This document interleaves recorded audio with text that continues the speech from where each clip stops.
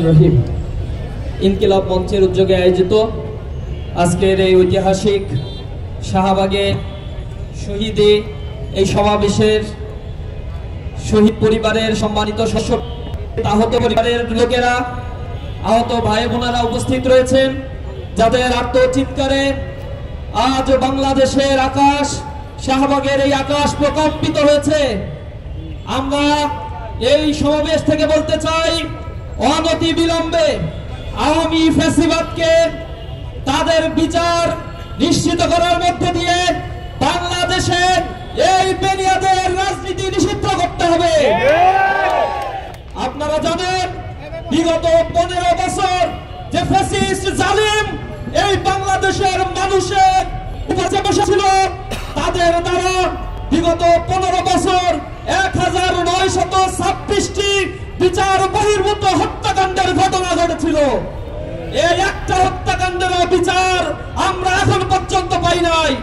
জুলাই গণ বিপ্লবে এই এক মাসে 2000-এর কাছাকাছি ছাত্র জনতাকে নির্বিচারে গুলি বর্ষণ করে তারা নিহত করেছে, শহীদ করেছে। আওয়ামী লীগ ফ্যাসিবাদ বাংলাদেশের রাজনীতির কোন উপযোগী কোন দল নয়।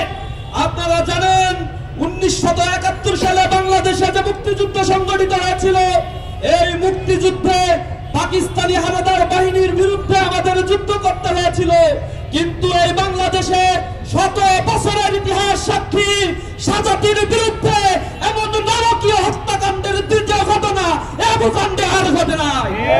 সুতরাং আওয়ামী লীগ এই ফ্যাসিবাদ বাংলাদেশে কোন রাজনৈতিক দল নয়, এটি সশস্ত্র সন্ত্রাসী সংগঠন।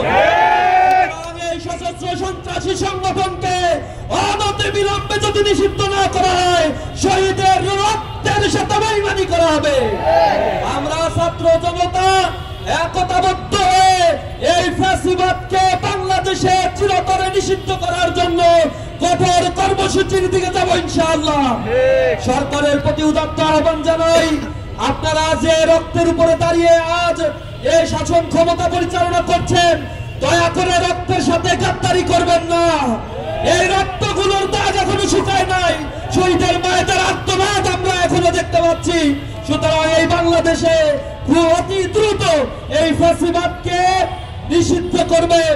আমরা বিভিন্ন দেখতে পাচ্ছি দাবিন হয়ে যাচ্ছে, তারা কর্মসূচি দিচ্ছে, বিভিন্ন জায়গায় বিপ্লবীদের গায়ে হাত দিচ্ছে, তাদেরকে হত্যা করছে। আমরা আর কোন এই কুকর্মগুলো বরদাস্ত করবো না ইনশাআল্লাহ। সকলকে এই সমাবেশে আসার জন্য ধন্যবাদ জানিয়ে আমার কথা শেষ।